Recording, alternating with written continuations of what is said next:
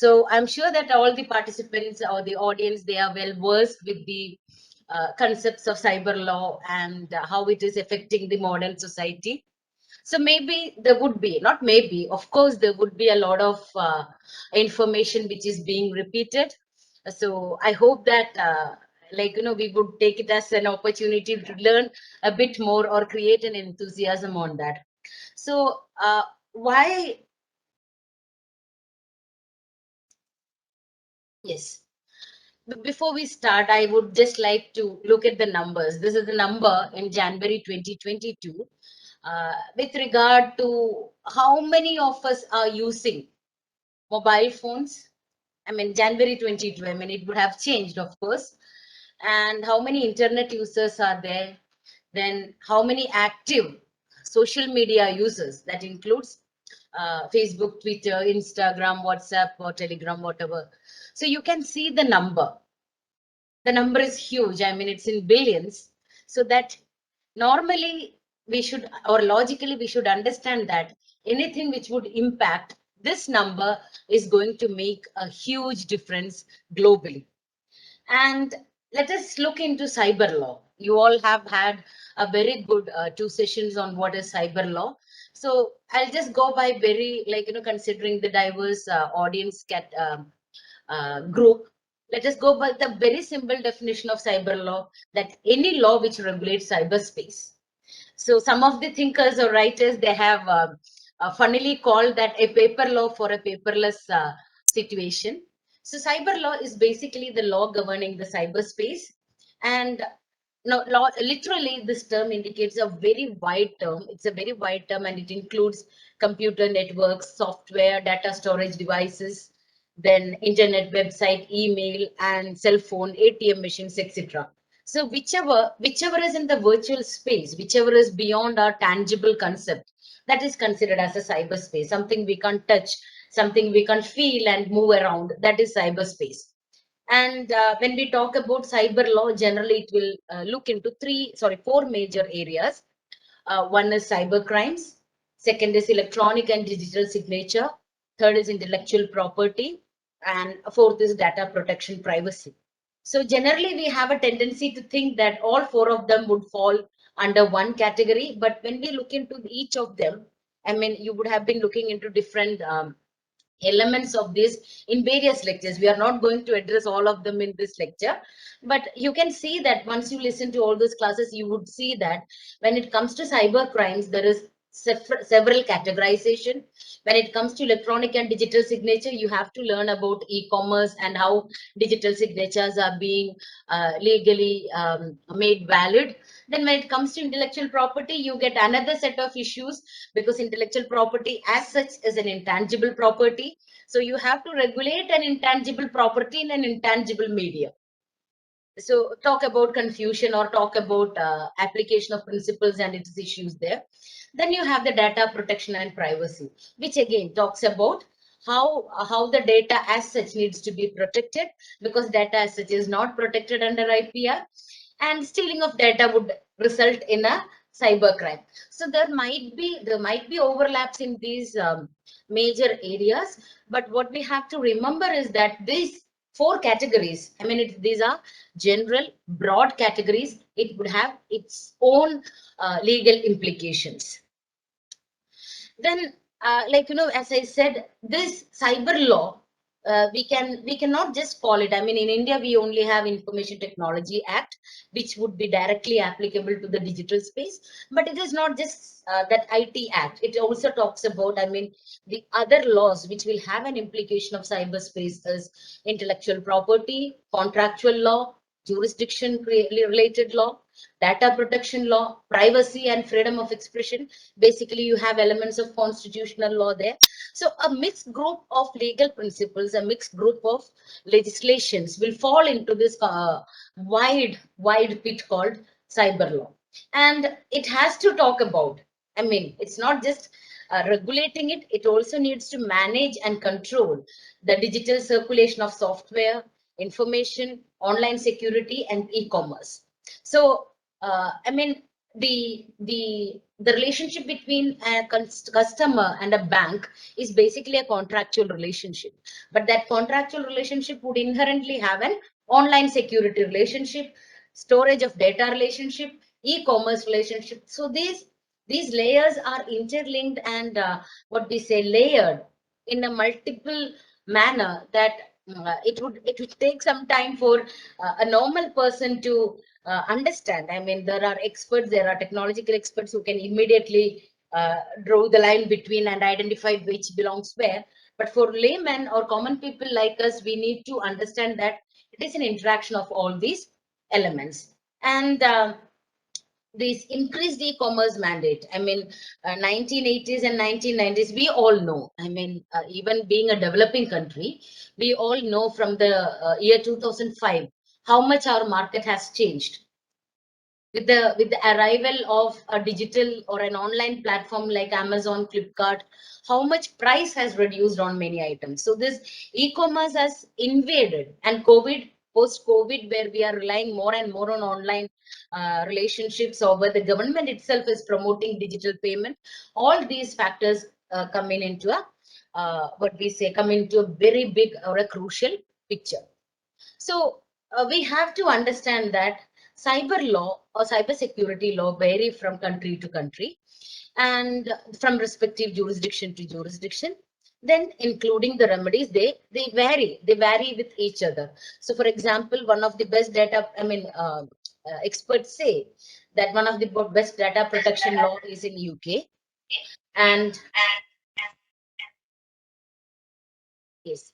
So when we look into the history or sort of evolution of cyber law, the first cyber law or the legislation which is relating to cyber law was in USA, which was the Computer Fraud and Abuse Act in 1986. So in 1986, it was just to prohibit unauthorized access to computers and illegal usage of digital information. But later on, it went through many amendments, and especially the 2001 the 9/11 thing. I mean, it was more amended and it was made more effective and capable of protecting or capable of securing the cyberspace for common man. And when we talk about, since I have to go to the IPR part, when we talk about cyber law in India, we have made the IT Act based on the UNCITRAL, that is United Nations Commission on International Trade Law, model law on e-commerce. And this e-commerce which advocated, it shift from paper-based environment to a computer-based environment. And we had this Information Technology Act, which was legislated in 2000, and it had 13 chapters, and it went on with amendments to the IPC, the Evidence Act, then the Bank Bookers Evidence Act, and the Reserve Bank of India Acts, because it dealt, I mean, the IT Act as such was not concerned about what we say IPR or anything. It was mainly concerned about e-commerce. So all the act which had an impact on e-commerce was amended, and the act specifically dealt with digital signature, electronic governance, attribution and acknowledgement, and dispatch of electronic records. So whatever we had to do in the traditional, conventional, physical mode, now we are converting everything under this act. A certain set of relations have moved to the digital act. So the security of electronic records, digital signature, then regulation of certifying authorities, duties of subscribers to the digital signature certificate, cyber regulation appellate tribunal. It gave all these elements, offenses and liabilities of network service producers, etc. So the purpose basically was to give effect to the United Nations call to all states to give a favorable consideration to model law when they enact or revise their laws, so as to facilitate harmonization of the laws governing alternatives to paper-based methods of communication and storage of information. And it provided a legal recognition to the transactions carried out by means of electronic data interchange, other means of electronic communication, basically e-commerce. And then it also facilitated e-filing of documents with the government agencies, so as to promote efficient delivery of government services by means of reliable electronic records. And it has come up with what we say multiple rules for the effective implementation of that. So the first rule came what we say the information technology, reasonable security practices and procedures, and sensitive personal data or information rule 2011, commonly known as the SDPI rule. So it provided for the various security procedures and practices during the collection and processing of personal or sensitive personal data. Then there was an intermediary, that is the IT intermediary or the social media intermediary, the cyberspace intermediaries. So, for example, Facebook or WhatsApp or Twitter, they would all have an intermediary status under the information technology law.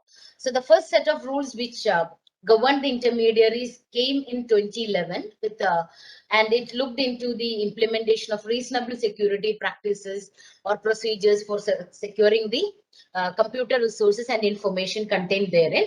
But it was replaced in 2021.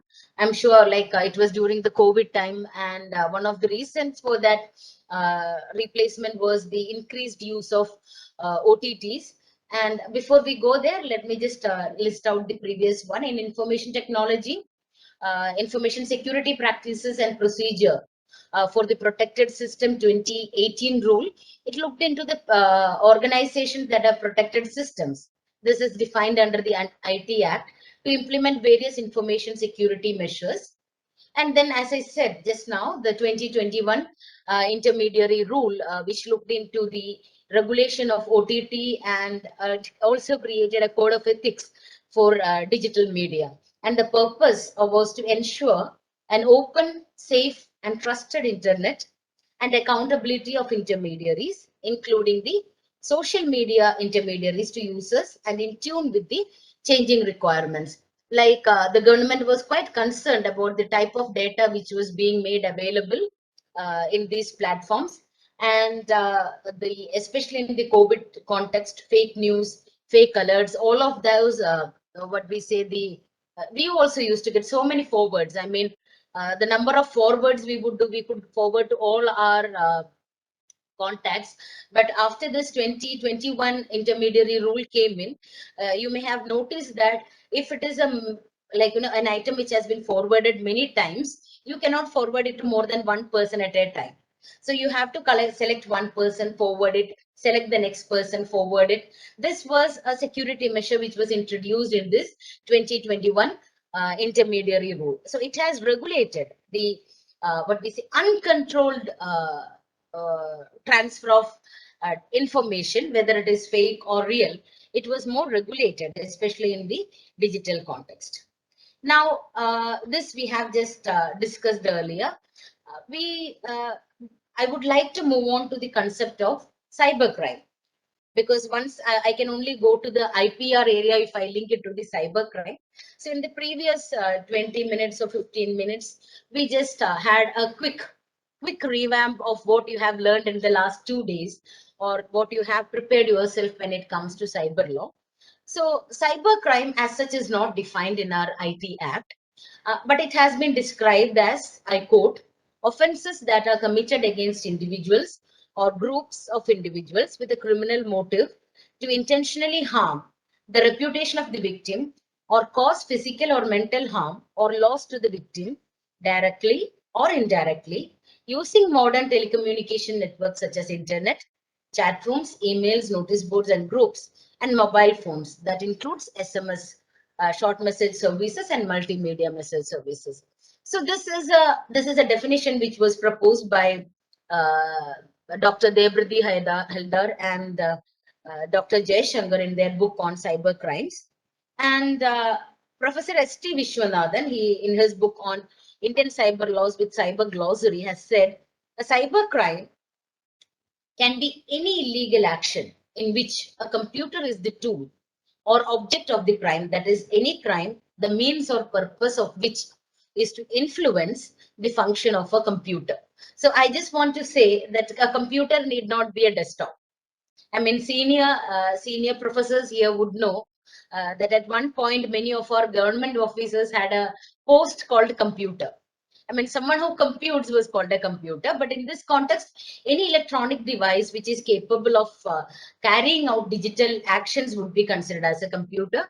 And then any incident associated with computer technology in which in which a victim suffered or could have suffered loss, and the perpetrator, by intention, made or could have made a gain. Thirdly, he said a computer abuse is considered as any illegal, unethical, or unauthorized behavior relating to the automatic processing and transmission of data. So, compared to the previous definition, which spoke more from a victim perspective, more from an individual perspective, this gives a wider understanding of what we can call as a cybercrime. So, this, look at the first one with something which influences the function of a computer. That means hacking or any other activity, unauthorized entry to someone's network. All these could be considered as a cybercrime. Then anything which is associated with computer technology, where there is a loss on one side and there is a gain on the other side, and this gain is an illegal gain. That also would constitute as a cybercrime. And then any unethical, unauthorized behavior. So we know, I mean, the lawyers here, we know unethical and immoral is the area where we can dig the most. So with the terms unethical or the unauthorized behavior relating to the automatic processing and transmission of the data, that means it gives the discretion to the person who is interpreting the offense to the the act to the offense to identify whether it is a cybercrime or not. Now, why is it a major concern? Compared to the 1990s or late 20th century, even though the computer technology uh, began with the big computers in the 1950s and 60s, it was only in the 1980s and 1990s with the desktops that personal computer system began, that the businesses became more and more dependent on computerization. They found that especially in modern days, Walmart or what we say Amazon, all of them, their entire supply chain is done by blockchain. They don't need people. They can do it by blockchain to trace the movement of their goods. So they have become more dependent on computerization. And then it has acquired a global dimension. And the protected content can be instantly republished and redistributed globally. That is a major concern for us. Of course, all three are major concerns, but the global dimension and the instant reproduction or the republication, redistribution, etc., creates a major issue for IP related cyber crimes. So, for example, I mean, just to look at the numbers again, in 2021, 27 million Indian adults have been victims of identity theft. And this is just, I took this source from one of the reports by I think one of the government agencies. Maybe the number is more, but that was one number where I could get, in 2021 with regard to the identity theft. Another issue when it comes to, again, the enforcement matter is the jurisdiction, because you need to identify the transnational transaction. You have to trace the transaction and you have to see where you are going to be placed on that. Then, again, a quick revamp on the types of cyber crimes. When it comes to cyber crimes, it is generally categorized into three. One is the cybercrime against individuals. This would be this would more into maybe a crime offense against state or offense against an individual. But here it is against a person. For example, pornography, defamation, then harassment via mail, that is cyber stalking, email bombing, cyber extortion, etc. So most of the cyber crimes these days fall into this category. So the governments, like, that is why when we created the IT Act, we had to change the IPC also. So the governments are more, more concerned about controlling the cyber crime against individuals, because it's not, we cannot say that it is a very difficult. My audible,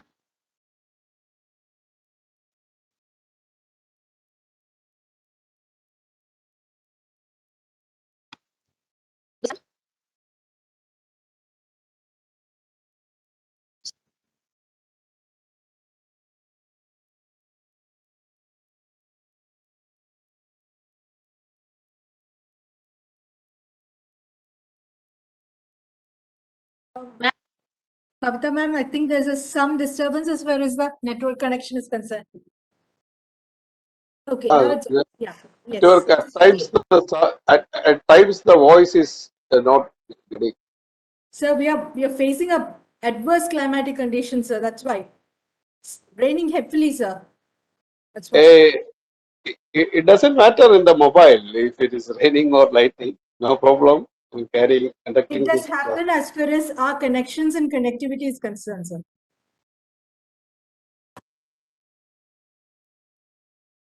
Ma'am, should I connect through my mobile then? No, ma'am. No, ma'am. No. Okay. Now it's Yes. audible. Yes. So the first category of cyber crimes, it is against individuals or the crimes against persons. So it could be pornography, defamation, harassment, etc.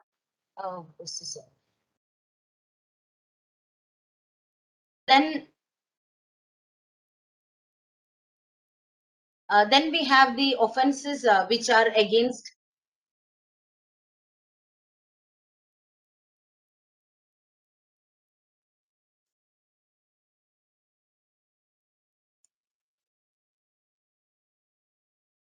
Yes. So then we have offenses against property, and these include cyber vandalism, data theft, transmitting the virus, unauthorized computer trespassing, IPR infringement, credit card for frauds, etc. So here, I mean, our offenses, like, the offenses which we are going to discuss shortly with regard to IPR, this would fall under this cyber crimes against property. IPR is basically a type of property. So the what we say, these elements or these type of cyber crimes would have a major impact on the property which we have added, which we would be discussing later into the class. Then we have the cyber crimes against the government, like cyber terrorism. This is like certain groups or individuals who would like to threaten the governments or the international peace by cracking the official government or the military website. So these, all these type of offenses or all these type of offenses or other things are they listed in the IT Act 2000. So it talks about, I mean, there is a long list, and I'm sure that you are have further section on cyber crime. I did not want to explain in detail. So it talks about offenses tampering with computer source code, hacking with computer system, data alteration, and then publishing obscene information, unauthorized access to protected system, breach of confidentiality and privacy, publishing false digital signature certificates, and then the sending threatening. I mean, IPC will also come into this, where we talk about threatening, the sending of threatening and defamatory messages by email. Now, I mean, this was what we have to generally know about cyber law. When we move on to the area of intellectual property rights, so what we have to address is, what we have to understand at this point is that the IT Act, Information Technology Act in our country, it has successfully, I mean, it has met with a lot of controversy, especially the case with regard to section 66A and all. It had a lot of controversies, and IT Act has been used by the governments at various instances, which has provoked the citizens or the uh, public activist group against particular sections or provisions of the IT Act. But basically, we have to say, or we have to admit, accept that in the absence of a regulatory framework, the IT Act 2000 was successful in laying down a sort of a framework when it comes to cyberspace, and it has addressed many pressing concerns. I mean, the offenses against the person, offenses against government, offenses against property. It has addressed few pressing concerns of misuse of technology, but the fact remains that it does not address IPR issues. And even though in 2008 there was an amendment with regard to, on section 43, which said that it added the offense of data theft. But then it again did not consider a medium which could be moved, such as a CD or a pen drive or a floppy at that time. In 2008, they added the offense of data theft. So, but then again, data as such is not an IPR protected category, but at least it woke, it considered that in 2008. And then, when we look into intellectual property, it is so on one side we have a cyberspace where more than 5 billion or 7 billion people using the internet space, and on the other side we have a property regime which has more than 6 trillion US dollars in its worth or in its market concern, and has its own changed perception from the traditional tangible property, which creates an exclusive statutory right, because IPR, I mean the copyright and trademark, has you have a common law right in that, but for remedies, for the infringement remedies to be available, you need to register them. So essentially, these are statutory rights. The statute provides you the right, and the statute gives you the limitations also. So I mean the property theory, it's like we have our own reasons for giving IPR, because uh, IPR is all about exclusivity. And how do you draw the line between exclusivity and monopoly? That is a real question. So we had our own justifications, which talk about occupation theory, that first cocaine, first possession, first in time. Then we have the Lockean theory of the fruit of labor. Then we have the utilitarian theory. Then we have the personality theory. It is only basis on the basis of these theories that I possessed it first. It should belong to me. I spend my effort on that, so the fruit should belong to me. And the utilitarian concept, for the greatest good, this needs to have a property status. And I have extended my personality like a Hegelian theorist. I have extended my personality, so the thing should belong to me. So IPR, I mean, there are multiple theories supporting it, that supporting the existence of a exclusive, bordering on monopoly right, not yet monopoly right in IPR. So when we talk about property, it is a general term. I mean, when we think about property, the first thing that comes to our mind is that a tangible house or something like that. But property in a lawyer's or in a legal concept, we have to understand that it is a general term for rules that govern people's access to and control of things like land, natural resources, means of production, manufactured goods, and idea. I mean, idea which is expressed as a original form, invention, or other intellectual property. So this is we have to on one premise, you are very clear with how the cyberspace work, which is a paperless, digitized space. And now we have another set of property which is created through human intellect, and it has a commercial value. So something which has value is that needs to be protected. If it has a value, could be monetary value, could be non-monetary value, but something which has a value has to be protected. So this intellectual property law essentially tries to create a what we say a space or a legal framework in which these intangible property could be protected when it is made tangible.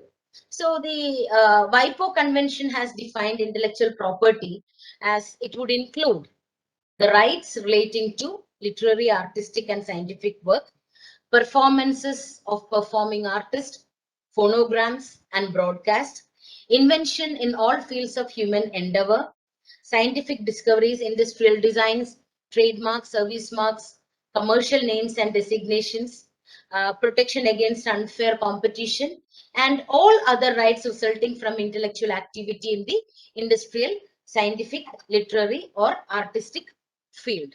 So, as I said, it even though it has an intangible nature, it has an abstract nature, it can be compared to the traditional tangible property once it is given a statutory protection.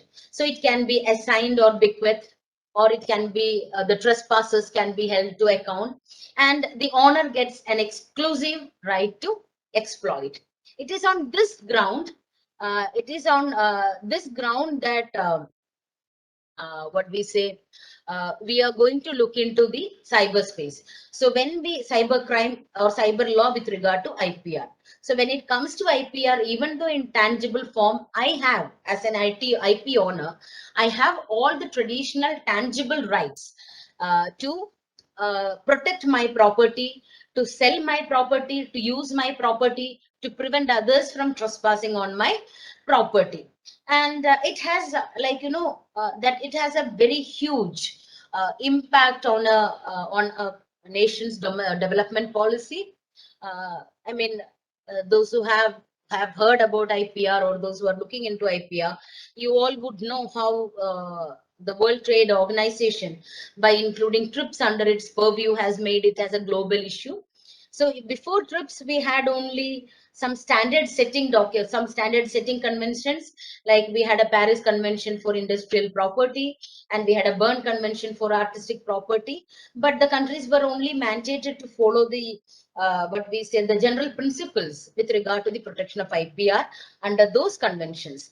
But with TRIPS, by making it a mandatory part of Marrakesh Agreement, that is the WTO agreement, every country has felt. I mean, at least in the first 10 years of WTO, all the states have felt the pinch of having IPR into a global mechanism. The only benefit was that it offered us a dispute settlement mechanism, but otherwise we had to comply with multiple levels in our domestic legal system. But it is, I mean, you have to accept that it is a prerequisite for better planning, identification, commercialization, rendering, and thereby protection of invention or creativity. My teachers have taught me, like, IPR is all about balancing the right of the innovator with the balancing the rights of the public. So you have to protect the investment on one side, so that further innovation would come, further commercialization would happen, further creativity would be there, public would have more choices, and ultimately the science, technology, and the culture progresses. Although there are many theories and concepts which challenge those questions, but basically all of us assume that it has actually contributed to the creation, innovation, commercialization, and protection of enforcement. So when we have an idea, I mean, this is a very what we say, creative way of identifying. If someone identifies a wheel, multiple users can be identified by the multiple users. That is the same way with IPR or the artistic work. I mean, one idea can have different manifestations, different implications. So a basic what we say, look into IPR would make us understand that uh, there are majorly two categories of intellectual property. One is industrial property and the other one is artistic property. So the rights which are granted, as I said, property, if we consider it as a bundle of rights, a patent or copyright or any trademark or GI, PVP, if we consider it as a bundle of rights, these rights are governed by the category to which they belong. So industrial property is basically any type of intellectual property which would have an industrial implication.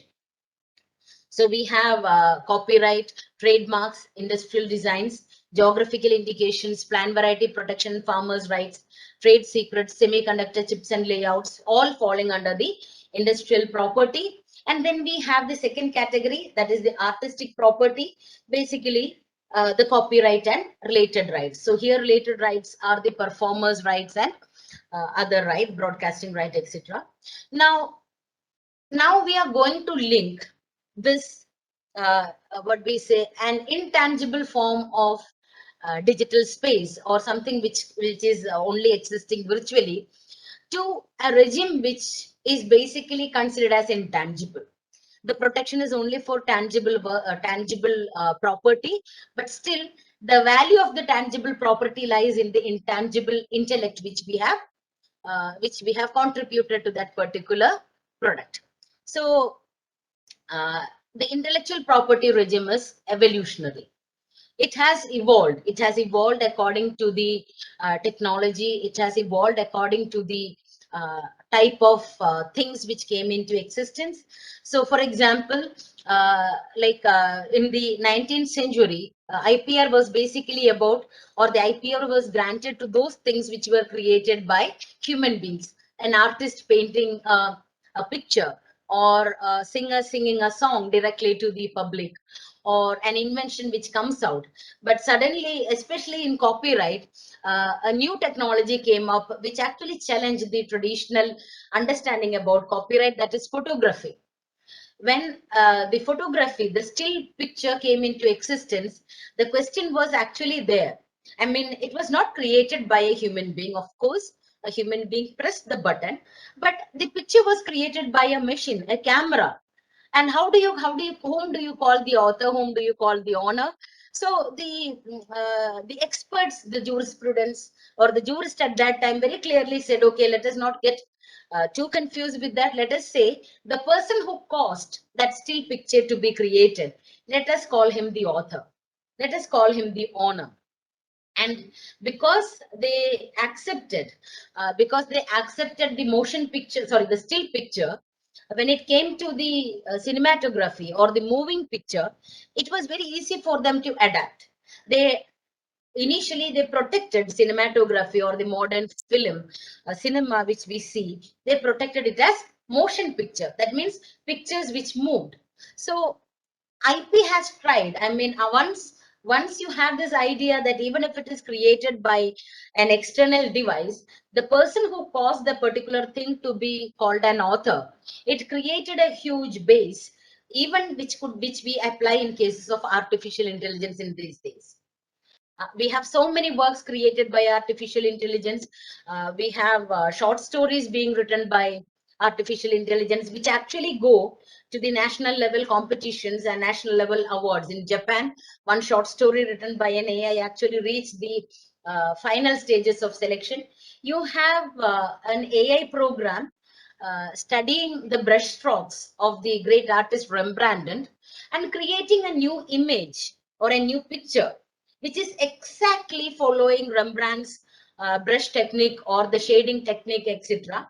So even then, we are still sticking on to the rationale we found to protect the photography under copyright law, saying that the person who caused that particular device, that particular technology, which created the subsequent work, can be considered as an author.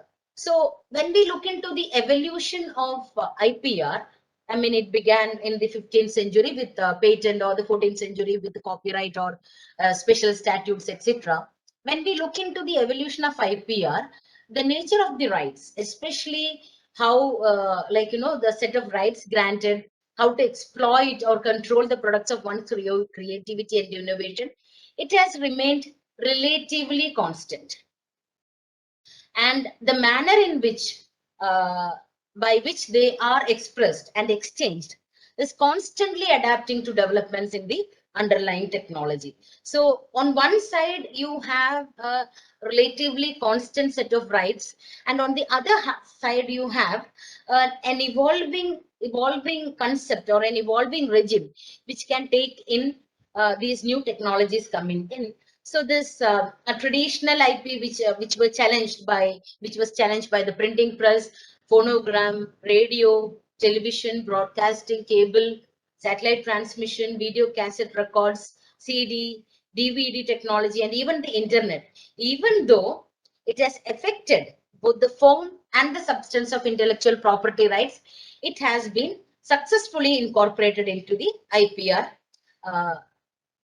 Sorry, it was, I mean, this was particularly, this was repeated, this slide. So now what we can say is that if ever adaptable, the intellectual property has now migrated to the internet and is being modified to suit the online environment. So uh, when we look into how IP has adopted itself to the cyberspace, we can understand, it happens in two ways. On one way, as I just like on one side, as we just explained, IP had to be made wider to accept, or it has to be made further wide to accept the intrusion of technology. And then it also has to deal with the challenges which are raised by the digital technology or by the cyberspace. So here, like when we look into the copyright, or when we look into the literary works, the works which we are using online, we can understand that one of the main concern, or what we say, one of the major issue which began the entire issue of digitization in IP context is with regard to copyright. So we had this particular problem which was created due to the digital rights management. So, I mean, for the last 10, 15 years, all the institutions, all of us, when we subscribe to a database, our library subscribe to a database, we have access to this database. Now, the question is, uh, on one side, we have the traditional library system where one book is purchased, or maybe 10 book is purchased, and this book is kept for decades. And hundreds of library users are using it. They uh, they rent it, I mean, they borrow it, then they return it, then another set of students borrow it, then they return it. We never had a question, or we never had a concern on how it was to be regulated, because we knew that if a book is in the library, that is made available for everyone. On the other hand, when we come to this digital context, what happens is, the major not major problem, what happens is that the concept of a first sale doctrine is there in IPR, or the principle of extortion. It basically means that if you buy something, the actual possession, or the actual what we say the uh, possession and ownership of that particular copy, whether it is a book, it doesn't matter whether it is a book, or whether it is a patented article, or whether it is an industrial design protected item, basically the ownership of that particular book is with you. So as long as you don't make a second copy of that, as long as you are not going to make a reproduction of that, uh, you can actually use it multiple times. So the right of a copyright owner, for example, if I purchased a book and I gave it to my friends for reading, I gave it to my students for reading, it is never a what we say. It is never a question. Only it is never a question of infringement. It only becomes an infringement when I sort of reproduce it. And if I reproduce it, of course, then it becomes an issue, because I am violating the rights of the copyright owner. So as a traditional tangible book, the copyright law permitted a set of fair uses. So this fair use was never an issue for us. It was said that for educational purpose, you can use this book, or for a research purpose you can use this book. But when it came to the digital element, or the digitization, there is a huge, let us say, a huge scope or potential for economic losses on one side. And this like and I mean, we cannot be blamed every time for this, because at the earlier times, or the earlier points of digitization, companies believed that, or companies made us believe that most of the things in internet is free. And we sort of started, like, for best example is YouTube. When YouTube began as a, what we say, as a streaming platform, we could, I mean, the download button was available in the YouTube video itself. We could download the video directly, even if it is a movie, even if it is a song, the video was capable of being downloaded. Or there was no advertisements. We can watch hours of YouTube video without being interrupted with advertisements. And then later on, when there was an issue of, like, suddenly they realized that we cannot give everything for free, and then they realized that we need to keep it regulated, because the number of downloads were increasingly affecting their profit, or it was basically a rampant violation of their rights. So the YouTube was forced to remove the download button. Yes, then YouTube continued. And then later on, it started in what we say inserting advertisements to it. So we understood, okay, like whenever we watch TV, also we need to watch advertisements. So we watch advertisement, then we watch the video. But then it came to, I mean, for the last 6 to 7 months or last 1 year, it has come to the situation that you need to watch an advertisement or two advertisement if you want to watch the video. And while you are watching the video, you would be interrupted and you would be said that the video would continue only after the ad. You cannot skip it. I mean, some instances you will be given a skip ad option after the first 5 seconds, but otherwise you have to view the ad, then move on with the video. And in the next stage, what YouTube has offered is you are given an option to go ad free. That means you have to pay the price. So they removed the down. I mean, initially it was everything was free. You could download. You had so many YouTube to MP3 converter from YouTube itself. You could download the video. Then you could download the MP3 format. They even went for the MP4 format. But later on, it was removed. So here, that free availability has helped or sort of helped consumers on this side, but has affected the IP owners and resulted in a widespread infringement of their rights.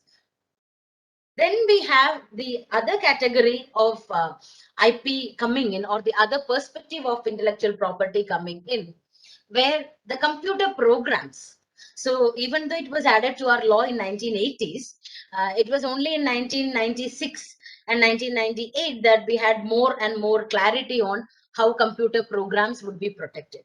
So TRIPS said that TRIPS is the trade related intellectual property agreement. So TRIPS suggested that computer program could be given a patent or a copyright protection, and we went with the copyright protection. So we, under our copyright law, we said that a computer program would be would be protected both in its source code and in its object code. So it's not very complicated. Source code is basically what a programmer writes. I mean, if you have seen students coding, what they are doing on directly to the screen is source code. What they are entering, the words, it's a combination of words, numbers, and special characters. And when the computer under a particular language, so you write the source code in a language, might be C++, C+++, or it could be Python, it could be R, it could be any of the software program. And once you write that source code, the machine automatically converts it into object code. That is a machine readable form. That is the binary form which the machine is capable of functioning or performing. So this protection of source code and object code under the copyright law has helped intellectual property to absorb the cyberspace into its ambit. So when we look into those categories of cyber crimes which we discussed earlier, and the categories of IP which I had listed. So we have the cyber crime against person, we have the cyber crime against property, and we have the cyber crime against government. So when it comes to IPR, even though I mean the digitization and the cyberspace's impact is on all categories of IPR, it is more prevalent in the case of copyright and trademark, and to an extent the patent also, because the technology transfer and the availability of information. But when it comes to like trademarks, there is a category which are called domain names. So the domain names, I mean, we are all very familiar with domain name, google.com or netflix.com or gov.in. So domain name is basically the user-friendly address that correspond to the unique internet protocol number that connect our computers to the internet. And this enable the network routing system to direct data request to the correct addressing. So, I mean, those who are using the Google search bar, or the, like, sometimes we would directly, like, we have the address bar and we have the search bar.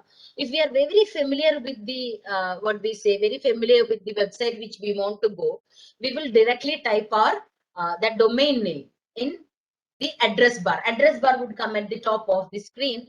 And when you open the Google home page, you have the search bar. That is a search engine where you can search. You're not very familiar with the domain name, but you know that. So for example, I want to find the, what we say, IT Act. So IT Act is in the domain name meity.gov.in.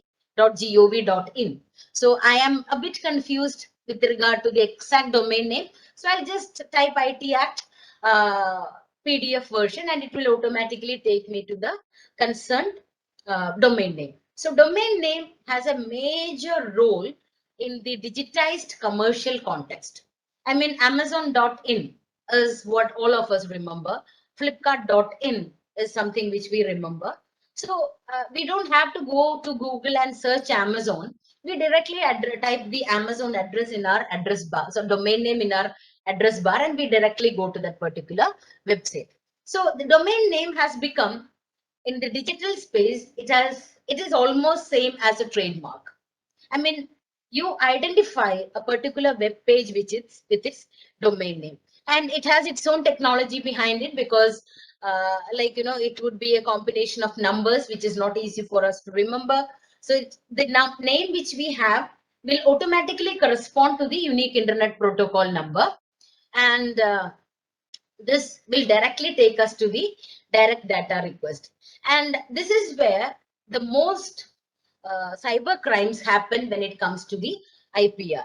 And like, you know, because of that impact it has on what they say on the consumers, the cyber offenders also know that is where they can make the maximum profit. So like when we, like, you know, I mean, if you search for best law school in India, you will have, like, immediately the search result will come and you will have a long list of schools. So it is very rare, it's very, very rare that you would get National Law University Bangalore or National Law University Delhi or what we say, University of Judicial Sciences Calcutta or NALSA, or those names which we are familiar with. We call them the number one, I mean, whatever ranking we can have, NIRF or NAC or anything. We don't see those names in the initial search result. Most of the initial search result will be basically private institutes. And these private institutes would automatically come there because they know how to manipulate the search word, and this search word, which would what we say, which would be deep linked. They call it deep hyperlinked. It would be deep linked. So you are going to type as Best Law College. So this website would have the term Best Law College, which is written and visible to the users, that is in our user interface, but also deeply linked, hidden in the software, so that automatically Google will look, when we are searching Best Law College, Google will look, okay, which college can I call the best, and they will identify, okay, in this software there is, sorry, in this college content they have best, okay, this should be the best.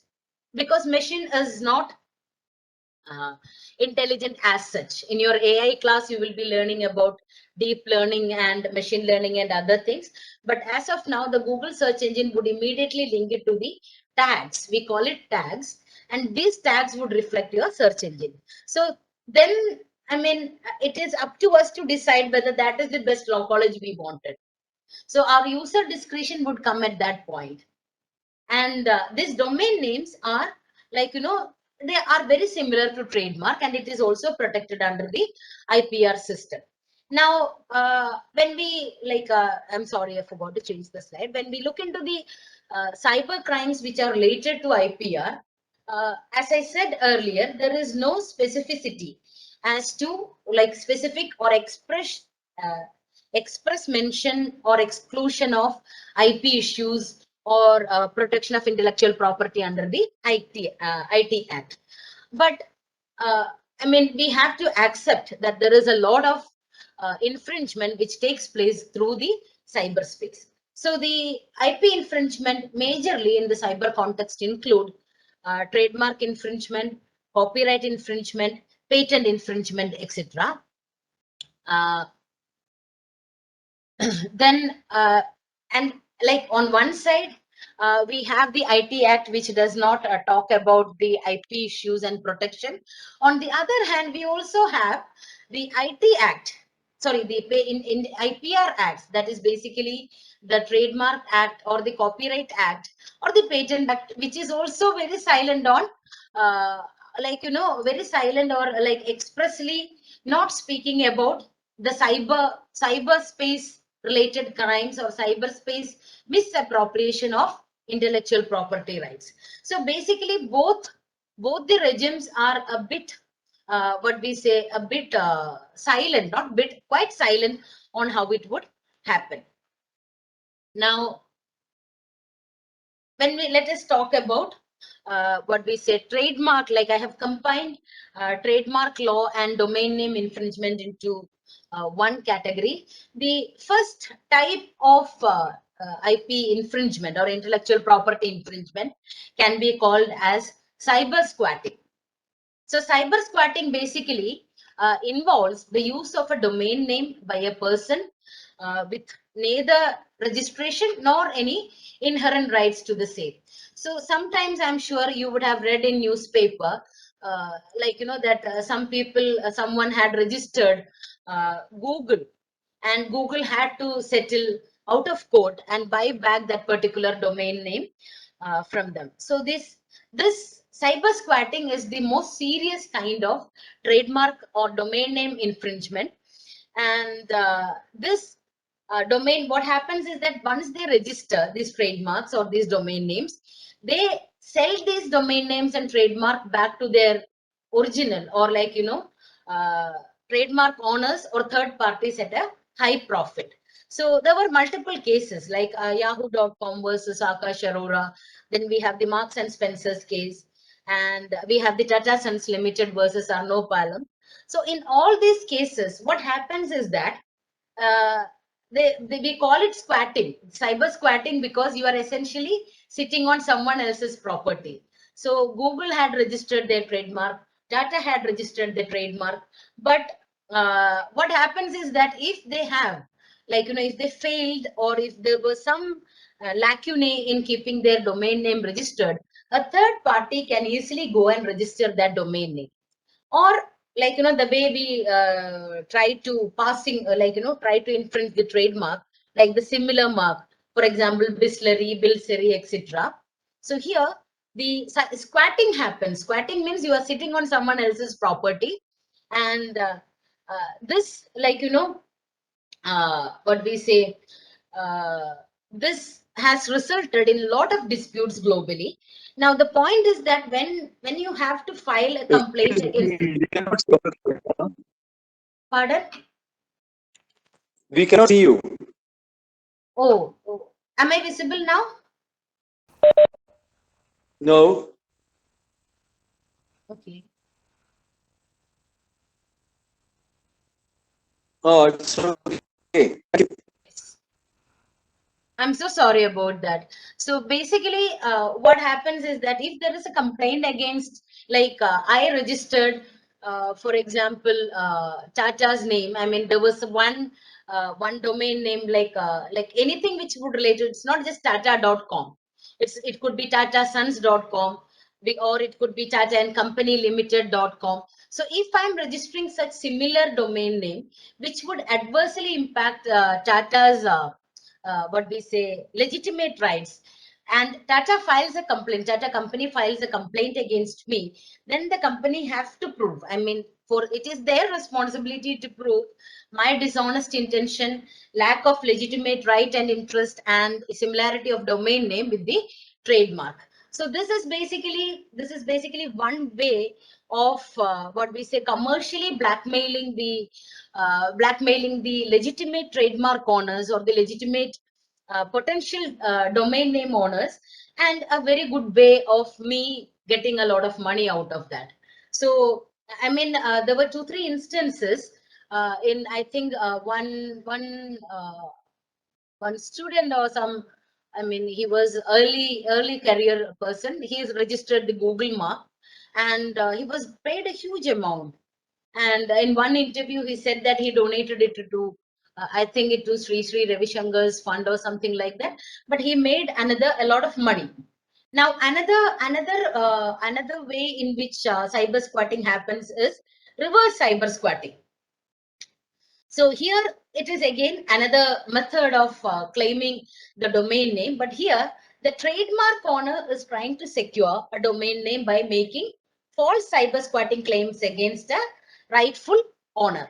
So here sometimes, like, what happens is that at times it results in a lot of out of court settlement payment, essentially infringement of their IP law. Or as a, like, when it comes to trademark, what are we protecting? We are actually protecting the goodwill we have created, and domain name is also the goodwill which a company creates, like Amazon.in. I mean, we directly go there. It's like my grandmother going to a shop and asking for a Johnson powder instead of a baby powder, because for them they equate the product with the name which they are familiar with. Another what we say another instances where, like, another type of domain name cyber squatting which happens is through meta tags. And meta tags is something which is those who are familiar with computer program would be able to explain it better. I can just tell you that it is something which is deeply hidden in the, so which is written in the source code and which is converted into the object code. So what happens is that it is an element of the web page, and if I am deep linking what we say my web page to your web page through this meta tag, the traffic, like someone who is searching for a particular domain name, would be automatically led to my website, and the commercial benefits which the initial website was eligible for, what we say, it is lost. So what we say, this as I said earlier, meta tag is most visible in those search engines, like when we search for best law college, best hotel around me, best restaurant in Cochin, best restaurant in Delhi, etc. So the meta tags are hidden in those website elements, and this would result in so, like, what happens, what happens in this context is that so if I am a college owner and I want my college website to come on top whenever it comes, or if I am a what we say, I am a business owner, and if someone is searching for anything related to my business, I want my name or my company's name to come up or to the top. What I'll do is that I'll create a set of content. It could be written write-ups, or it could be just some keywords which are spread throughout my website, which are spread throughout my source code. And the computer will automatically, the search engine will automatically click onto that. And then sometimes we will go back. We will enter a website and we will return. But what happens is that the moment you enter a website, your footfall is there. And the more the footfall, the higher the chances of that particular website to come on top of search engine. So meta tag, there are so many so many cases which are coming up in this area.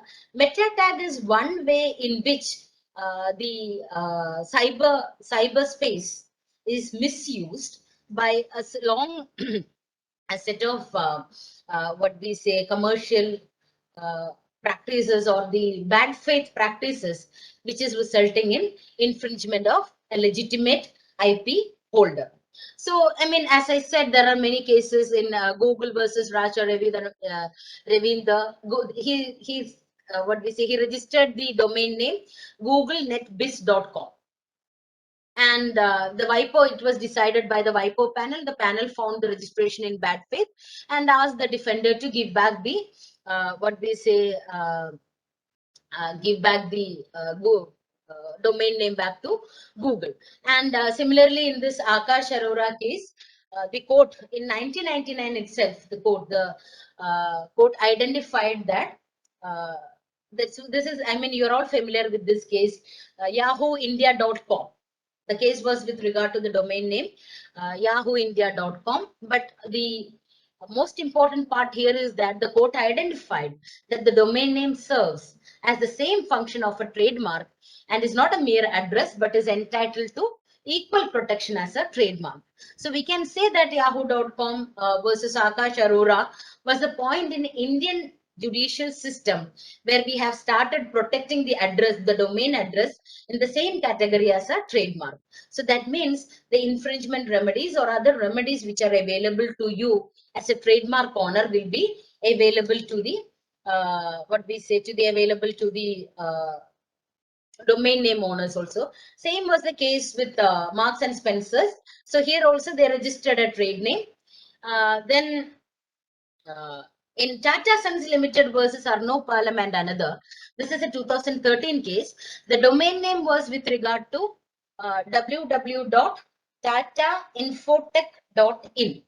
So this is like, I mean, this is very similar to Tata and Tata Infotech. So he registered his domain name as tatainfotech.in, and the Supreme Court said that this using a very similar domain name would result in the users getting confused. What we say, which one belongs to Tata and which one belongs to Mr. Arno. And so here the Supreme Court was of the opinion that the use of similar domain name may lead to diversion of users, and this would result from users mistaken access on one domain name instead of the other. And there are multiple cases on which are similar to this. We had the Satyam Infoway 2004 case, and as we said, the Google Ravinder case. And in what we say, with regard to Tata Limited versus Monu Kosari, again, the defendant, he had this habit of registering, and this is in 2001. Most of the companies, I'm not saying Tata is not aware of the relevance of their domain name, but the 1990s and 2000 is the time when most of the households started purchasing personal computers, and laptops started coming in only in the first decade of 2000 as a common item. I mean, of course, it was available, not available in the market, but it became a common property in the first decade of 2000. So in this case, the defendant again was a well-known cyber squatter, and he registered a number of domain name containing the name Tata, and he did not have much issue. He just wanted to make money out of it. He was ready to go for out of court settlement, and he just wanted the entire money to be made. So but the court said that it is more than an internet address, and it would require protection of trademark. So this deep hyperlinking, deep linking, meta tag infringement, etc. This is domain name related offenses. This has become one of the major issues or major cyber crime instances when it comes to IPR. And there is one 1997 case, and this is again with regard to deep linking, which I said earlier about meta tagging. In this case, what happened is that in this case, Microsoft was sued, and because there was this website called Seattle Sidewalks, and this Seattle Sidewalks had established the links on the homepage of the plaintiff, and this resulted in a deceptive trademark practice, or basically dilution of trademark. And the court actually asked Microsoft to remove that deep linking from its website, from the plaintiff's website. So basically what happens is that, like, if you remember the Google AdWords case, so it's very easy for us to identify it also. If you search for one product in any of your platforms, online cyber, so commercial platforms, for the next couple of days, everything, whether even when you are playing a video game or a Candy Crush, you would be able to see that the advertisement which would come in between this particular, these games would be related to your search. You search for a shoe, and the entire the entire advertisements would be full of shoes, because they have kept the apps which you have installed in your laptop or in your mobile phone. It has tracking elements to it. So just day before yesterday, one of my friends, uh, he is used to ordering from Uber Eats, and he felt that Uber Eats is not giving him good offer. So basically, he tried to install another this takeout app in his mobile phone, and the moment it was installed, he was given a $30 offer in his Uber Eats. I mean, $30 is not small for a one-time meal.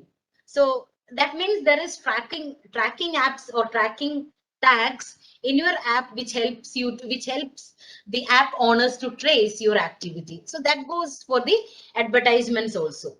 So basically, when an advert is given in one website, it helps especially with the big data big data activities these days, or the level of artificial intelligence in analyzing. For example, it doesn't take much time for predictive technology like Python or R to identify how much is going to be your purchase power, what are the high chances that you may purchase one thing.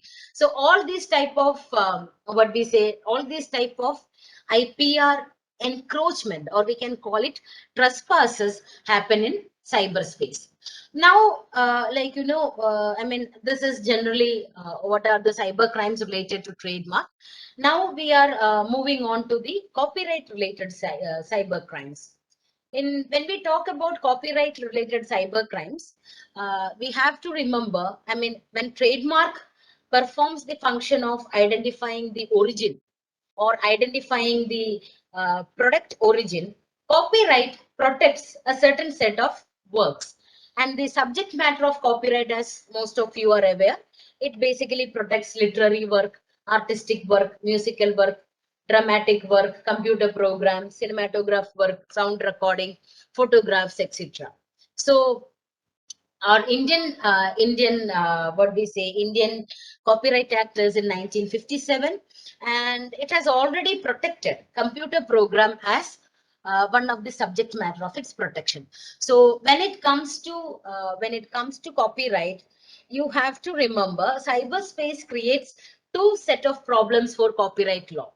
One is managing and regulating and protecting copyrightable works in cyberspace, and second, uh, preventing illegal misappropriation, preventing theft of copyrighted work from cyberspace. So on one side, you have to create a system which is capable of protecting non-physical work, and then you have to create a system where the protected non-physical works are not infringed.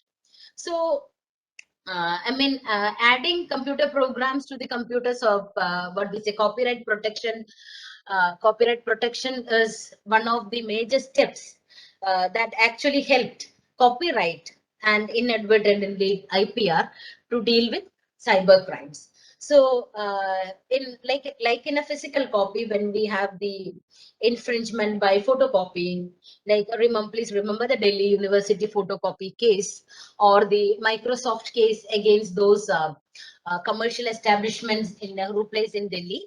So basically, those level or types of reproduction, or in my generation, in my teenage years and early college days, we never thought twice about recording songs.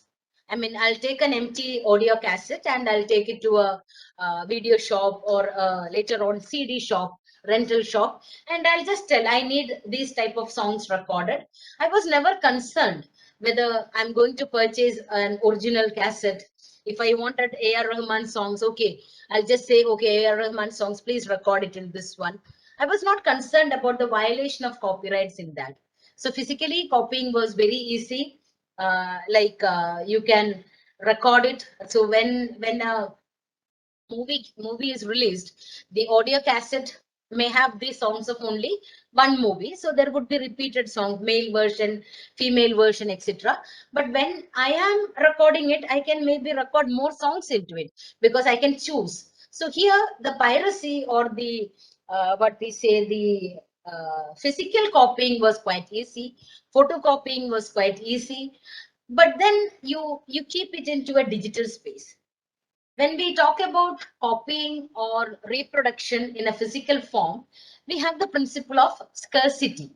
That means, I mean, you cannot record again and again on a cassette more than 2 or 3 times, because after that the film will break. Automatically the film will break. And if the recording machine is not good, your recording would not play well. So it has multiple multiple factors which would prevent an uninterrupted enjoyment of the pirated music. But when we extrapolate it into a digital space, into a cyberspace, just think how easy it is to download things. I mean, if there is no PDF, if it doesn't allow you to copy, I mean, I do it at times when I have to prepare what we say, prepare a uh, particular note or something. If I can't copy what we say, if I can copy from the website, I just take a printout. And in when I'm taking a printout, what I'll do is that I will make it as a PDF. So what we say, so when the PDF is there, it is easy for me to copy. So it could be either way. I mean, whether I Control C, Control V, or Control A, Control C, Control V, Control X, Control V. It doesn't matter. The copying has become very, very easy when it comes to the digital spacing. So or you look into the downloading. I mean, especially in the college days, we had multiple methods of combating the piracy, combating the anti-piracy measures installed by the companies. So I remember, I mean, when I bought my first desktop, the Windows was, of course, what we say, a soft lifted Windows. That's what soft lifting is. Like a legitimate copy is used multiple times with the same license number. So the person who sold me the desktop told me that I should not update. This was way back in 2004. He said that you should not update Windows, and if you update, because it is a duplicate, not duplicate. I mean, it's not an original version. You may have problem. But I mean, I was not very tech savvy when I got the desktop, and I just got a query whether it should update, and I just said yes. So what happened was that after that, every time I open my desktop or I switch on my computer, I'll get this message that you are using a pirated version of Windows. Please go and get an original version. That message used to pop up. And I was in Delhi at that time, and I was like perplexed. I mean, at times it just completely covers the screen, and I was not able to do any work. And when I discussed with my seniors, they said, oh, it's so easy. I'll give you a CD and you run that CD. And at that time, every desktop had the CD drive. It even had a floppy drive for that matter. So they just said that you run the CD and it will go away. So I copied it into a CD. I mean, from that senior's computer, I copied the CD and I inserted the CD to my computer, and I just ran it. I mean, it was an executable file.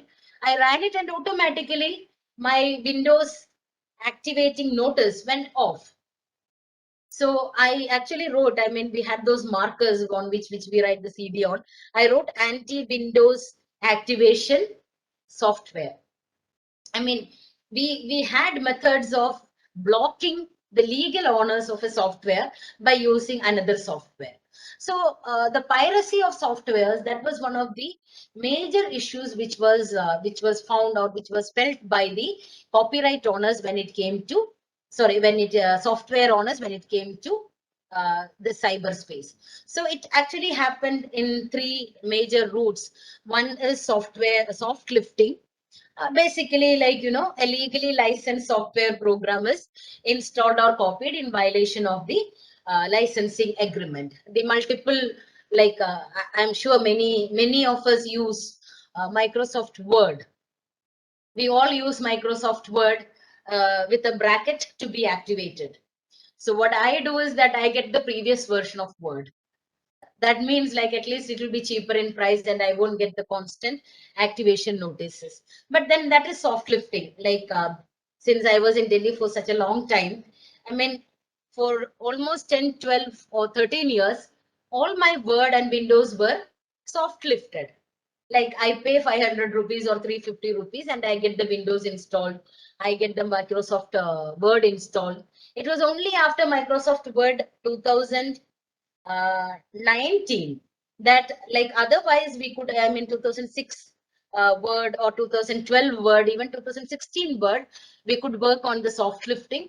But the 2019 Word, what they have done is that they only permit you for 3 months. So every 3 months you have to go and purchase a new version. So the companies are finding ways to deal with that. Like when the Delhi University case was decided that minimum, by either 1/3 of the book or 70 pages, whichever is the lowest. That was that was a rule which came out in Delhi University. And what happened immediately? All the publishers started publishing or started printing student edition books. And in the student edition, they will write for sale in India only.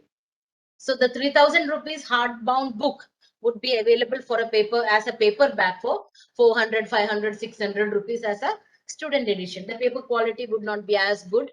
The binding will not be as good, but still you are able to get the book, or you are able to purchase the book for a legitimate, what we say, for a legitimate or reasonable, affordable price. Then you have the software counterfeiting, which is basically piracy. Then the uploading and unloading, which we all do. I mean, anyone who has a Telegram as a social media platform in your what we say, your digital phone, you all know what all uploading and downloading. I mean, we don't even think. We get a song, we immediately forward. We see a song, we immediately download.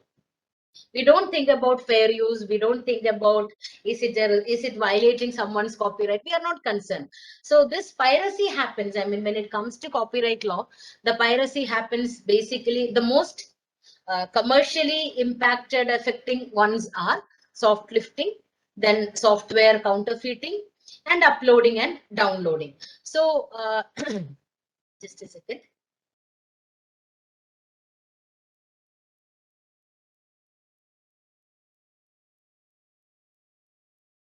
Now, what happens is that another word is what we say.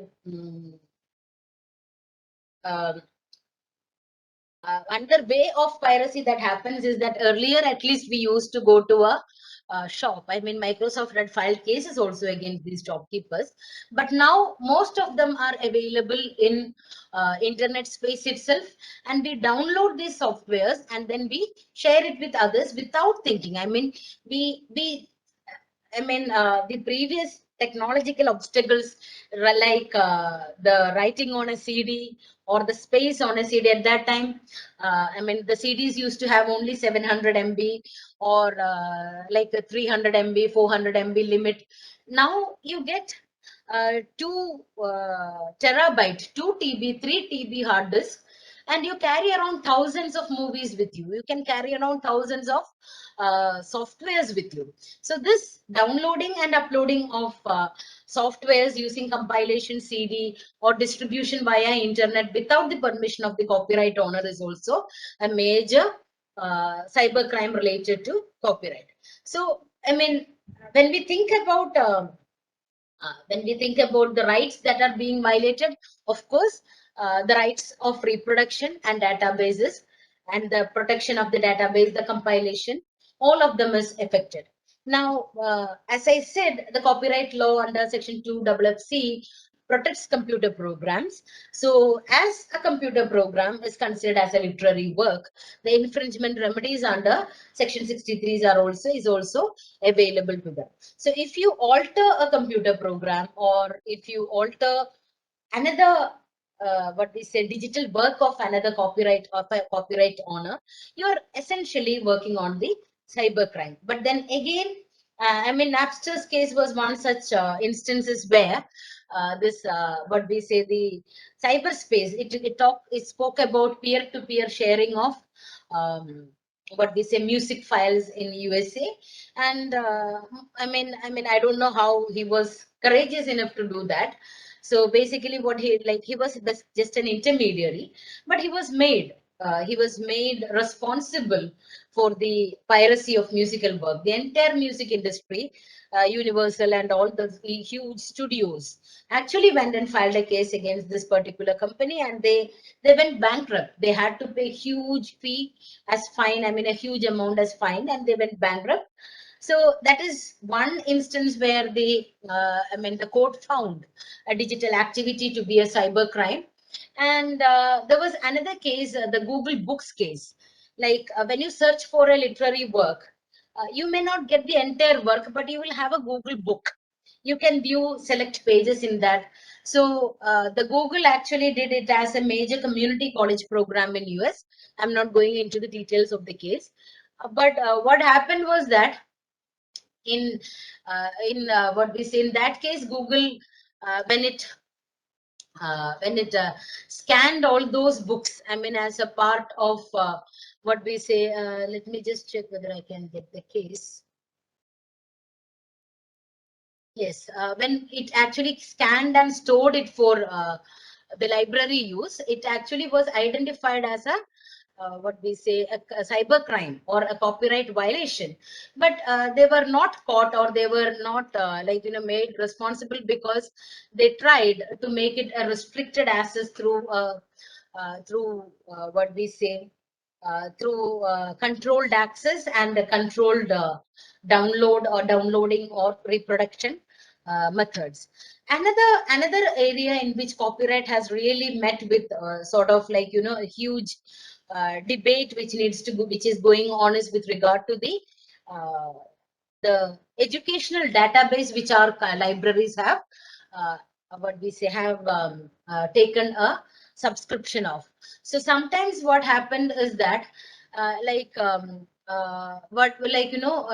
I think it was HarperCollins or other company which stated that if you download the book more than 20 times, automatically the book will go from your library.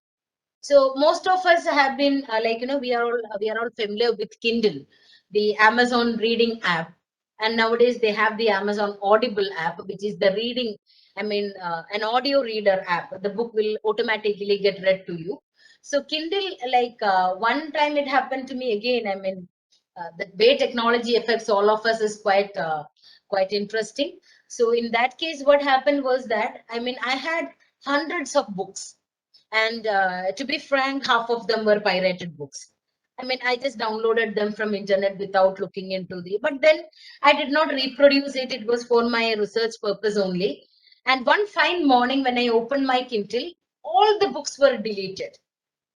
Not a single book was left in my cloud storage or in my device. And I did not know that it was a deliberate act by the Kindle. It was apparently they have changed their policy, and they have removed all the books which were installed in the Kindle under a particular regulator or a regulation or a management thing.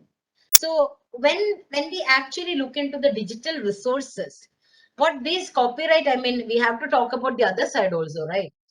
We cannot always think that we are the what we say, we are the only sufferers. So what happens is that uh, I mean you need to read that book. You don't have an option other, you don't have the money to purchase so much of book.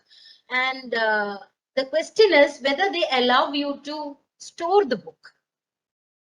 And then if you are storing the book, then the problem is whether you are purchasing the book or whether you are being licensed. So if you look into most of the most of the most of the licenses to which you agree when you purchase a digital resource, you can see that it is not a sale contract. Most of the time it is only a license contract. So what happens is that if you are only getting a license contract, the issue is that you don't have full ownership. I mean, the people with the legal knowledge would know that you cannot have a full ownership on that. You are only given license for a with a particular condition. It might be the number of users, or it might be like the number of reads you have, or like it could be any other digital regulatory mechanism. For example, if you open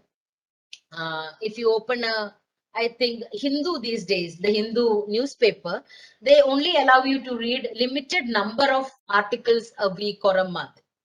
If you are reading more than that, you have to pay the price. So I mean, you also need some sort of space. And if anyone is there from the science background, you know that if you will go to a particular, I mean, particular database, and you look at the downloading price, I mean, normal articles are priced at 24 or 30, 34, 45, $50 per article. And how many students, I mean, even in the developed countries, how many of them can afford that level of pricing for a single journal? So as long as that high price, or the what we say, as long as access to knowledge or access to material are adversely impacted, this piracy would continue, and this will be a major issue for the copyright owners on one side, copyright law on the other side to manage and regulate. And I mean, most of the time we get away with this uh, copyright related cybercrime because they don't enforce their right. I mean, when we create a PPT, we use so many images, and how many times do we acknowledge the photographer or the source? It's not very, I mean, it doesn't happen always that we protect the photographer, or like, I mean, we acknowledge their rights. So here, I mean, maybe not consciously, maybe subconsciously, we also contribute a lot to these cyber crimes. I mean, especially with regard to the related cyber crimes. Now, the question is, does copyright exist in the digital format? The copyright law, the basic protection for any work extend to the same work in any form. So it's up to the owner to decide whether he wants to challenge you, whether he wants to question the use of his copyrighted work by you. And then digital music, I mean, uh, again, what I'm saying is that the downloads which we do, and it includes storing MP3 files on individual computer, and made available for the other users, like maybe 5 years back. These days we have Ghana.com, Spotify, Amazon Music, etc. I mean, a couple of years back, we, like, I mean, I still have huge collection of songs. And if someone asks me, comes with a USB and asks me, Kavita, can you give me some songs of Yeshudas? I'll immediately give, okay, you take this. Okay, some songs by Mukesh, okay, you take this folder. Our only problem was not having enough space for transferring the files. We never had the lack of files in our concept. So when I mean, like the legitimate use in trademark, when it comes to copyright, the defense, the users who had committed, I mean, piracy, the defense we can always use is fair use. I mean, was it for research purpose and all?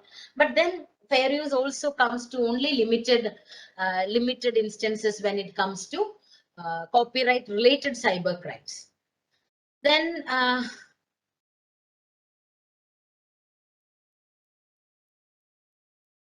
okay.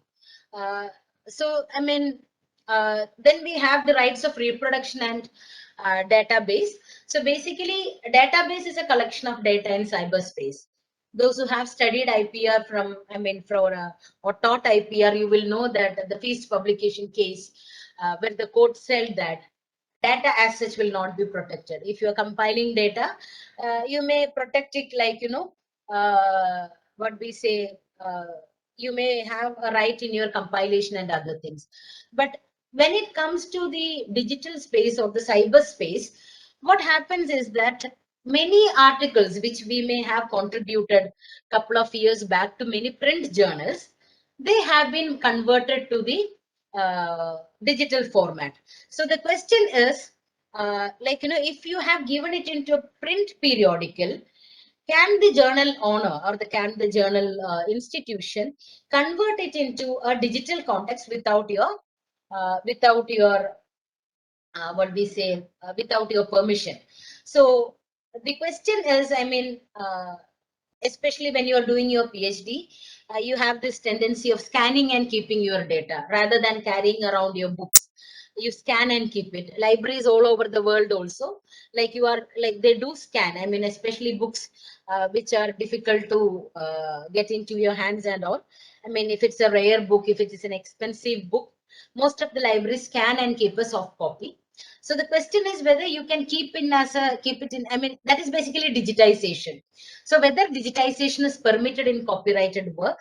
So in one case, that is New York Times company versus Tasian. This is a 2001 case where the New York Times actually digitized the content without the copyright owner's permission, and the court held that digitization actually amounted to the violation of the rights of the copyright owner. So this rights of reproduction and database is another set of cybercrime which the copyright law has to address. Then when it comes to patent, compared to trademark and copyright, the cyber crimes with related to patent would involve, I have not added a slide onto it, but it basically involves theft of technology, theft of information, or theft of test data, etc. If the test data has a confidential character, if you hack the hacking of the test data would result in patent related cybercrime, etc. Now, when we have very quickly covered or sort of we have taken an overview of the type of intellectual property infringements that happens in cyberspace. So what are the major challenges? These challenges is not just challenges created by law. This is also a behavioral challenge. So as I said earlier, why do we get so irritated when we see these advertisements in YouTube? It was basically because YouTube had told us that you can watch it for free. When Ghana.com was introduced, it came, I think 3-4 years back. When Ghana.com was introduced, there was no advertisement. You could just create a podcast and you could listen to it. There is no advertisement interrupting your enjoyment of music. So once the companies made it free, we have a tendency to believe that it should be free. YouTube has got a premium version where no ads are there. Yes, but you have to pay. You have to pay. You have the first 3 months trial. Yeah, that's what if they did not give it us for free, look at Netflix. We never have that complaint against Netflix because Netflix always charged high. And then they reduce the license charges to 199. They the pixel quality or other things would be different, but from 750 per month or 1250 per month, they brought the license fee to 199 per screen, compared to the YouTube, which gave us for free and make us watch so many advertisements. So the first challenge is a behavioral challenge. We have to understand that all things in cyber, all things in the digital space is not free. And then the intellectual property law has a bigger challenge than that. It needs to make sure that the IPR holders feel secure to put their work on internet. Like the way these publishers went ahead with the student edition, most of the word, in this computer, I think, and desktop, I'm using 2007 version. But in my laptop, I'm using 2019 version because I purchased an original there. I will not get any activation commands or activation requests. So how will we make the IPR holders feel secure that their property will be protected in digital space? How will you prevent their, the piracy or misappropriation of their property? So they, like, IP has to make it very clear, or the IP law has to create a system that it is making, like, if you keep your products on cyberspace, it is going to be free. And then, as if we did not have much challenges, here comes the blockchain and NFT related challenges, cryptocurrency related challenges. Uh, blockchain is essentially such a secretive, such a technical process that no one knows what happens in a blockchain transaction. Only the parties to the, what we say, parties to the transaction would know. If there is a slight, minute interruption in the blockchain, the entire chain collapse. So it's very difficult to, like, very difficult to deal with the blockchain issues. And then you have the NFT related challenges. So if Amitabh Bachchan is reciting Harivansh Rai Bachchan's poem and that poem is sold as an NFT, no one will have a problem. But how will we know what is created as an NFT? Those things which are sold on as NFT is quite funny. A cat image sold for billions, millions, etc. Recently I read somewhere that SP Balasubramanian's last song, that is going to be sold as an NFT. It's not going to be released to the public. So how will you, like, how will you protect, or how will you ensure that a traditional copyright, a painting which I own a copyright in, is not sold as an NFT by someone else? Or a dance move which I choreographed and performed somewhere is not sold as an NFT somewhere else? Because the problem is, it is difficult to trace the sold NFT. So on one side, the IP regime has to deal with the behavioral challenges. On another side, it has to deal with the regulatory challenges, and then you have the technological challenges. So behavioral challenges is only, like, it will be a very slow process when the entire generation starts to think. Especially us, when I studied, like when I went for my first few classes in IPR, my teacher told me that we Indians have never had the habit of protecting or respecting others' IPR. When we think about it, it's actually true. Our teachers, like, they were never concerned whether we are going to photocopy their class notes and distribute it among our friends. You try that in USA, the teachers will file a case against you. Our teachers were never, like, whenever they made a contribution to a paper or whenever they helped the student, they were not concerned. Nowadays we are, because we have to show the number of publications, etc. But earlier the contributions were, like, no one was concerned about being, what we say, listed as the first author, second author, corresponding author, etc. Now we are very specific. So nowadays we are sort of like, and let us look into the other factor, especially in the academic sector, plagiarism. We only started checking plagiarism when we realized that plagiarism can result in a, what we say, as an obstacle in our growth, academic growth. I still remember in 2014, one of my colleague wrote an article, and he came out at that time was Turnitin's initial period, 2014-15. And we used Turnitin to check the journal articles. And my colleague had less than 12% or something, and we were all surprised. I mean, as an editor, I had 3 papers with 95% similarity and 2 papers with 11% similarity. And I asked him, how did you manage? So he said, oh, what I did was I took old books which are not digitized, and I took material from there. So Turnitin will only look into those materials which are digitized. So non-digitized old book was not in Turnitin, and he escaped the Turnitin check. I mean, that will not work. That won't work, because journals are very specific about updated information, updated status. So now we are very careful. We are very careful when our students are submitting a paper to a journal, when supervisors are allowing their students to submit their chapters. We make sure that we stick to the UGC norms or whatever the journal restriction is, because now we are respecting the copyright of someone else. So that is a behavioral change which we are going to slowly come out with. And with regard to regulatory changes, I think I saw a comment. I mean, in the initial stages of this class, someone said that all type of pornography should be banned. Yes, that is a way a regulation can go on. Earlier, we could directly open Pirate Bay. Now we can't open Pirate Bay without a VPN. Even if we use a VPN, the Pirate Bay is not very easy for us to open.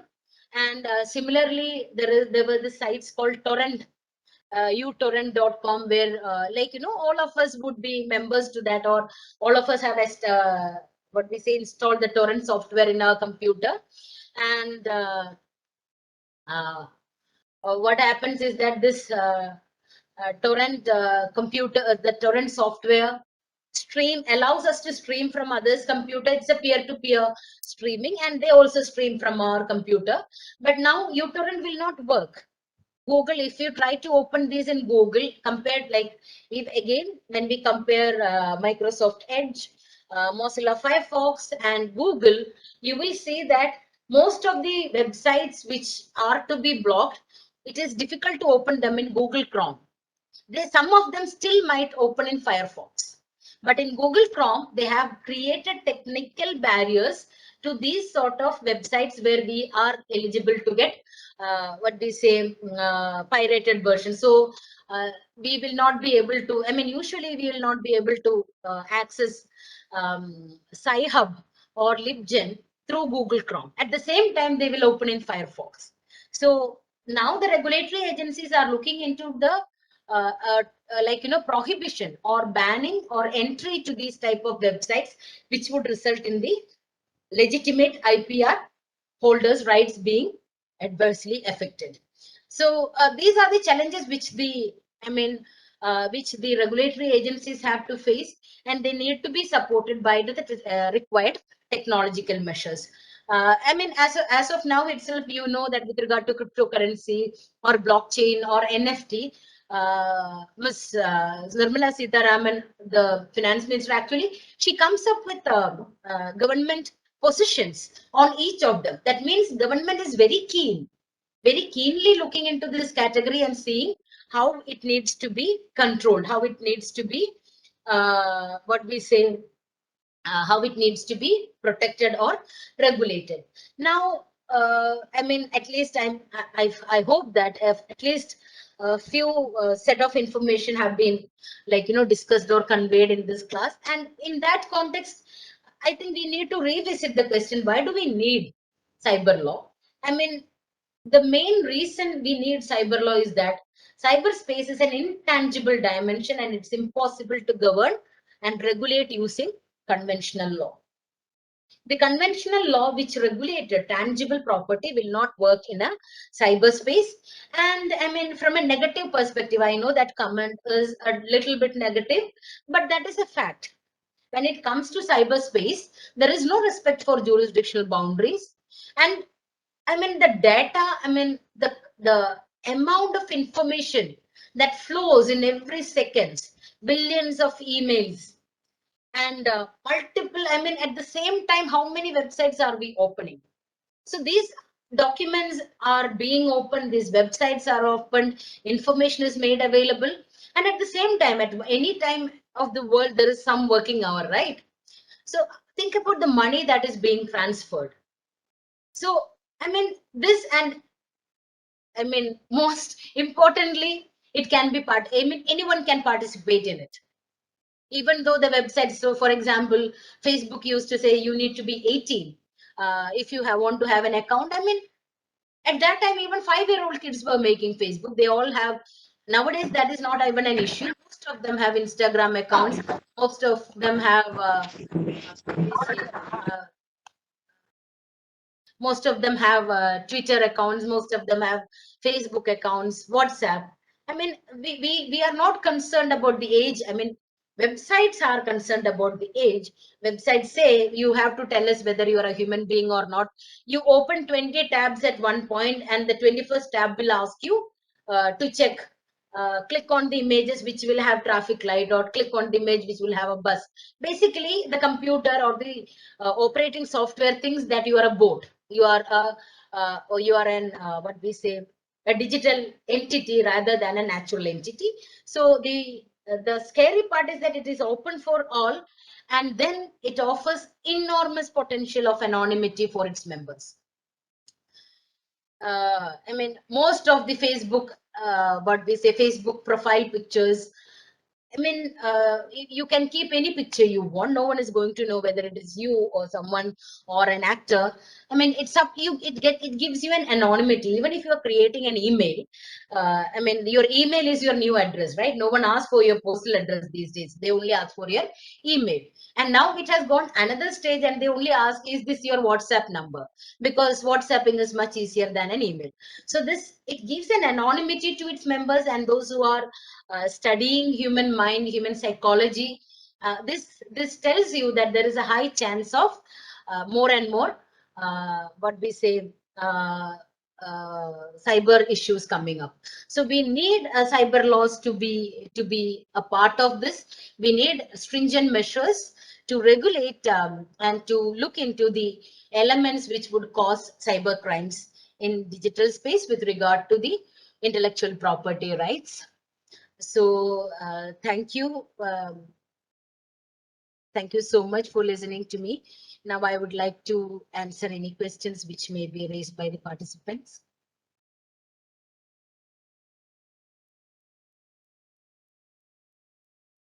Thank you. Thank you for the kind words of appreciation. Let me stop the presentation so that if there are any questions in the chat, I can see that.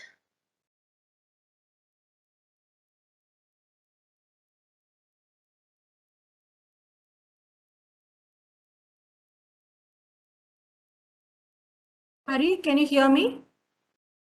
Hari?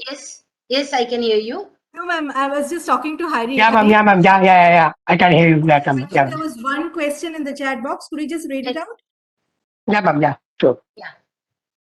It's relating to pornographic sites in India. Okay, like it's Yeah, my ma'am, yeah. suggestion that the government can abolish or ban all pornography sites in India. Can you please deal with it in the discussion time? Why pornography sites are allowed? Sir, I mean, Mr. Anish Matthew, pornography is all about morality, sir. Pornography is controlled on the basis of morality of a society. And in US, pornography industry is one of the most lucrative film industry, adult film industry. So it depends on what type of what we say, the society, how it works. But then, like, if you are talking about revenge pornographic sites or child pornographic sites, of course, that's a criminal offense. And I mean, the amendment to the IPC or the relevant provisions of the IT Act actually deals with it, sir. But unluckily, again, we all have this habit of what we say, using a VPN and getting into all these sites. So right now in India, I think direct pornography websites are banned. But then fact is that you can access it under other. I mean, when we look into the domain names, which I discussed a bit detailed, like instead of .in, you see that any website which is based in US would be .us, and the UK would be .uk, or GB it would be .eu. So if those sites are available in those countries where it is registered, and you have the what we say, you have the VPN to access. I mean, the VPN flies. I have tried VPN. I mean, it goes to Singapore, then it goes to some other country, and then it brings me the enough material. I have gone through VPN. Yes, VPN permits you. It's like, it's very difficult. That's the problem with cyberspace. I mean, it doesn't allow itself, or it doesn't bend its head to a domestic jurisdiction. Yes, I'll send the PPT. I mean, there were many requests for. Yes, I'll be sending it to Bismi ma'am, and I usually send it to ma'am after the presentation so that the participants can take it. Yes. Yes, I'll be. Oh, thank you for all the kind words. Any other question? Ma'am, every time I cross my stipulated time, right? I tried my best to stop by 8:20. Did not happen. I went till 8:25. But we were not reminded of the time at all, ma'am. We just forgot the time. That's it. So, Yes. Harry, you can just offer the vote to friends. Yes. Hello, Yes. can I Please. just ask a question? Yes, Hello, please. ma'am. I'm Kavya Salim. I'm a research scholar from Central University of Kerala. Yes. And as always, I'm hearing you for the third time. And as always, packed with a lot of knowledge and information. So it was a Thank you. wonderful lecture. Thank So you. I would Thank you, like ma'am. to, hear your opinion about, from an academic point of view, Hmm. how do you think, or what is your opinion about mass downloading of documents? Say, for example, from be it a public domain space or a private domain space, mass downloading of academic papers. How do you see that? Thank you first. Thank you for the kind words and being patiently listening to me. But when we look into the downloading of articles, let us say that it is for academic purpose, right? Yes. Yes. So for academic purpose, you are permitted the fair use. There is no question about it. You can, of course, download. I mean, mass download in the sense like you may download thousands of articles for your PhD work. There is nothing wrong in that, as long as you are not going to From commercially exploit it. or a normal limit. You spoke about morality and having some behavioral control as well, ma'am, in your presentation. But when you go with your search, with the search, and you end up That's what I'm saying. having Our such a state. copyright law, like when we look into the objective of copyright law is not just about protecting the owner's rights. It's also about making the information available to the public. It's also about access to knowledge. So this particular activity, if you are using, I mean, I don't even know how much materials I downloaded for my PhD thesis. We download at least in a day we download 10 to 12 articles, right? Or 13 articles, 20 articles. We see one, we immediately download. We may not read it at all, but that is permitted under the copyright law as a fair use. You can use it in the part or as a part of your research, or as a part, even I can download it for my instruction. I only get I only uh, do an infringement if I am printing it out and selling it to my students, maybe for a limited price. So for example, at this age, you may have friends in foreign universities who has database access to many, what we say, expensive ones. So, I mean, if I need an article, if I'm not able to access, I immediately send the link to my friends and they would download it and send to me. So, if I'm going to download it from the original site, I may have to pay $20, $30. But suppose all of my friends need that article. I take printout and I sell it for 300 rupees per article. Then I'm commercially exploiting a research work, sorry, a work which I downloaded for research. But then again, there would be a problem of terms and conditions. Like if you are downloading a material, you would be auto, like sometimes you have this click on agree point. So when you download, automatically it is assumed that you are only doing it for your personal research or instructional purpose or any other listed activities under section 52 of the Copyright Act or in general fair use. There is no problem in that. Only problem is when you start commercially exploiting that, or you make a second copy of that or reproduce the copy and distribute it among your, I mean, anyone, and make money out of it. Can I just extend this particular discussion, Bismi ma'am? Is there any problem if I continue this question? No issue, no issue. Okay. Ma'am, if a person is downloading the documents Hmm. and the purpose is academic, fair use is there. I mean, academic use is there. At the same time, this person is also trying to liberate the documents or the articles from say, a paywall. Hmm. If they are trying to, if those Circumvent the articles are, paywall. yes, if that Yes. is the purpose, then See, circumventing a paywall is basically piracy. If it is not in public domain, you are actually infringing the right of the owner. because the owner is only ready to give you for that one. But then you have to remember fair use is a defense to the economic right. If you took my paywall or pay by article, pay by article work, and you downloaded it, and I am challenging you, how could you download it? I had kept a payment, you did not pay me. You can easily say that I downloaded it only for research purpose. So fair use is a defense against my economic right. It's your right to fair use, and it's a defense against my economic right. So technically, you should not be capable of downloading that. If you are downloading it from Sci-Hub, you are not kept on issue there. Sci-Hub is brought into picture there. There are so many cases going against Sci-Hub. They are like, I'm sure you know about that particular website. It's on the verge of closing like LibGen. LibGen now works from Russian states. I mean, previous USSR states. LibGen was easily available as a .com earlier days. Now you have to go for .rs, .ny, etc.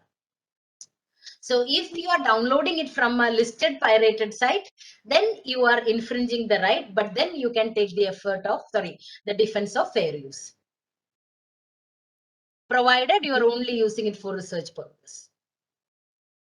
Thank you, ma'am. I was actually while your lecture was going, and I was also trying to look into some of the key cyber security issues in academic aspects. So I came across this, although I know, but I was reading that case of Ashton. This the Aaron Schwartz case. Aaron When Short's case, yes. yes, he downloaded around 50,000 legal documents from JSTOR, and he was, dragged, and he was brought before the law. But I mean, what was the purpose of the download? That's the question. Yes, exactly. If he did it for his own research purpose, maybe he could have taken a defense. If there was He had a, it looks like a, deviant mind sort of downloading. yes. I mean, Thank if you, you ma'am. have Thank further you. doubt on that, like you can email me. I'm just posting my email in the chat box. Yes.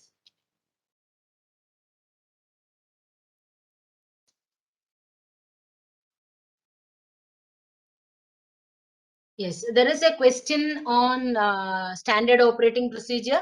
Mr. Prashanda sir, actually, all the intellectual property theft cases are considered as intellectual property infringement, and the infringement procedures will continue, sir. That is how it works. The procedure would be as per the respective statute, the Patent, Copyright, Trademark Acts.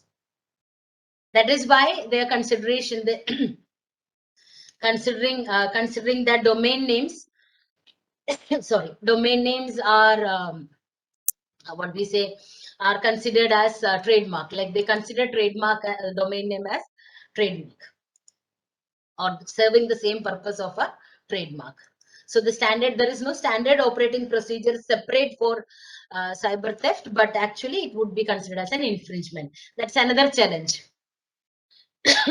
An intangible property being stolen in an intangible space and dealt with a tangible legal system.